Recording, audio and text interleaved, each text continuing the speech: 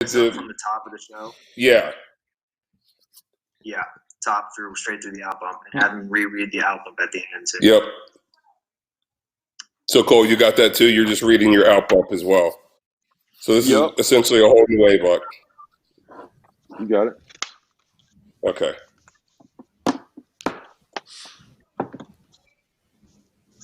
Are you ready, Kevin? Yeah, I'm all set. Okay. All right, cool. 5, 4, 3, 2, 1. Welcome, and may the 4th be with you. You're watching Cubs 360, presented by Miller Lite. I'm Cole Wright, but Han Solo, he calls me Lando Calrissian. Now, coming up today on the show, we're going to ask you in Star Wars fashion, who's the Cubs version of Darth Vader? We're also going to ask who is baseball's new hope as it pertains to 2020. But we can't talk about all those topics until we meet the gang, and let's do so. He's covered Chicago sports for 30-plus years. You see him here all the time. Bruce Levine, welcome to the show. And she's our Marquee Sports Network reporter, back once again, Taylor McGregor. And he's WGN Zone. It's the always colorful, it's Pete McMurray. Now, guys, plenty to touch on Star Wars Day, so let's head right up Lakeshore Drive because Mr. Trubisky, well, the Bears are declining the 5th-year option for the quarterback, which means his days in the second city, well, they could be numbered. Now, Trubisky, he would have been eligible for a $24.8 million payday in 2021. And that's going to lead us to our Miller Lite refreshing take of the day because Trubisky, just like the Cubs' own Chris Bryant, a former number 2 overall draft pick. So, Pete, I'll begin with you. When it comes to KB and the Cubs, are his days numbered in Chicago? What do you think? Well, first of all, never, ever compare a former Rookie of the Year and MVP and World Series champion to our quarterback at Soldier Field. Mitchell Trubisky has been awful. That's the reason they're not picking him up. Chris Bryant has been great. Chris Bryant deserves to make some money. Here's the problem.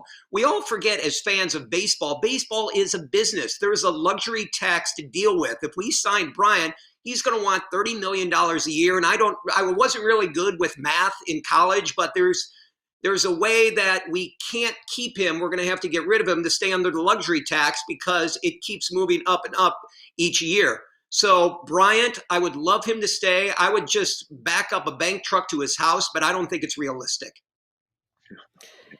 Yeah, I don't know the calculations of where everybody will be at when it comes to the luxury tax, because you think some guys, by the time Chris Bryant becomes a free agent, there's money that comes off the books. And so the plans for the Cubs, I'm not sure what that looks like.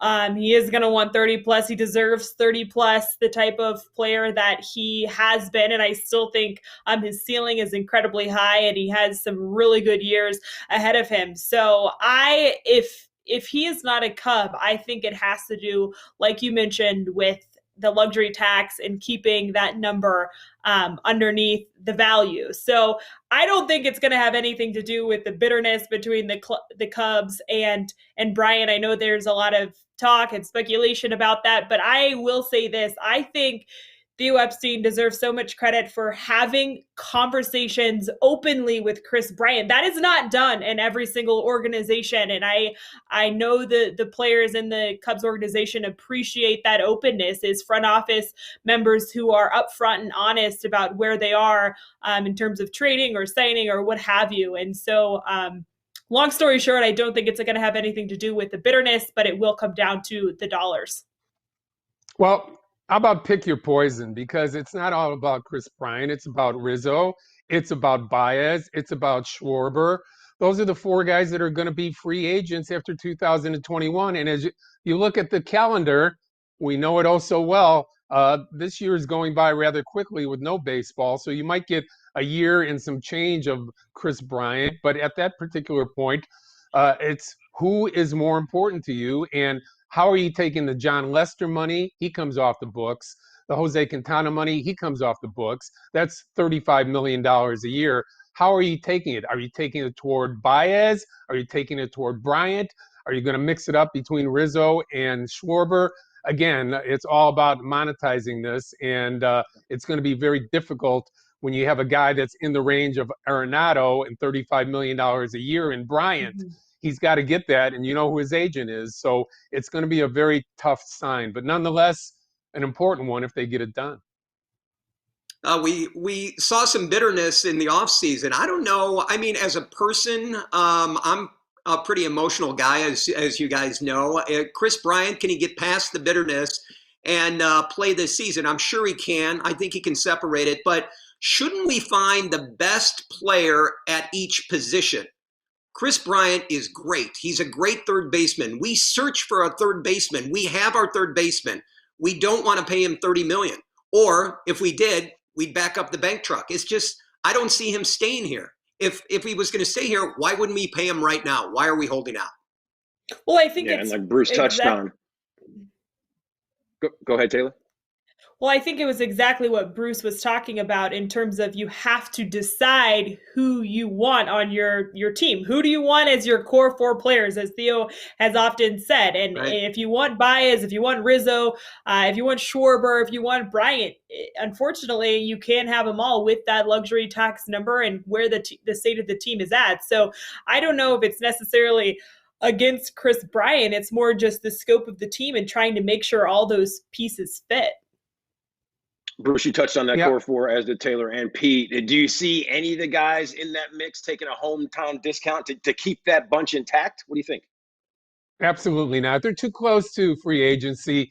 They're all accomplished players that keep getting better, and none of them, you might say Rizzo is in his prime, but none of them, the rest of the 3 have not even reached their prime yet, and they're World Series champions. They're all-stars. So from that perspective, redirecting some money toward pitching because the minor league system hasn't produced it is going to be something that the Cubs are going to have to think about. So there's no chance all 4 of them are going to be back here in 2022. Just depends what Epstein and Hoyer do with the mix before they get to that drop-dead date of November 2021. Boy, it makes me sad. We finally get our franchise third baseman, and I don't see him staying. I understand that we have to get pitching because pitching wins championships, but here's your franchise third baseman. And to your point, yes, it all comes down to money, but if they wanted to keep him, wouldn't they kind of drag him along? Chris, we're going to find some money for you. Just give us a little time. There's no indication of that. So to me, and I've been through contract negotiations before, as you guys have, if they're not giving you an indication that they're going to keep you, you're out. Yeah, I don't think Chris Bryant's going to take a hometown discount, especially, Bruce, as you touched on, when his agent is the $500 million man, Scott Boras. He's all about getting every single dime that he can, and rightfully so. Now, still more to come right here on Cubs 360, including what's the biggest mystery of 2020 for the Cubs? We're going to answer that, of course, as soon as Cubs 360, presented by Miller Lite, rolls on. Stick around. How do we know for sure, though, that there haven't been those contract negotiations? Like, I don't think we know that for sure. With Bryant? Hey, yeah. Good job, you guys. Thanks for that, Audible. Appreciate that. Thank you, guys. You guys are clear. Anytime. I got to do that green screen test, yeah? Yeah. Take care of you guys. Yeah, if you got time, that'd be great. Thank you, guys. Appreciate it. Yeah, absolutely. Good show. No, I have a litany of appointments to attend to right now. I'll be that couch over there is calling me. I'm going to bring Riley in here. Riley, you want to work with him to set up the green screen and his shot there? Want me to get it pumped up? Yeah, that'd be great. Thanks. Cool. I'll give you some time.